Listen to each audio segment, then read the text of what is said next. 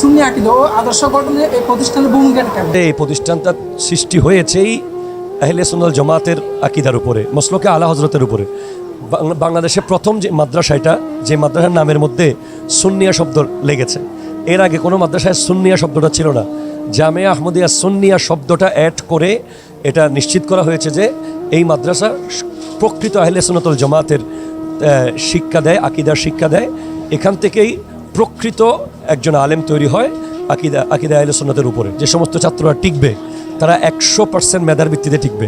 এখানে বিন্দু পরিমাণ কোনো ধরনের স্বজনপ্রীতি, কোনো ধরনের কোনো কিছু করার সুযোগ এখানে রাখা হয় নাই। সুতরাং অভিভাবকদেরকে বলবো, যাদের সন্তানরা এখানে চান্স পাবে তারা যেন আলহামদুলিল্লাহ ভালোভাবে সন্তানদেরকে দেখভাল করে, গার্জিয়ান হিসেবে দায়িত্ব পালন করে। আর যারা এবার আসতে পারবে না তারা ইনশাল্লাহ আগামীবার আসবে, যেন মনক্ষুণ্ণ না হয়। সবাইকে মোবারকবাদ। আসসালামু আলাইকুম রহমতুল্লাহ।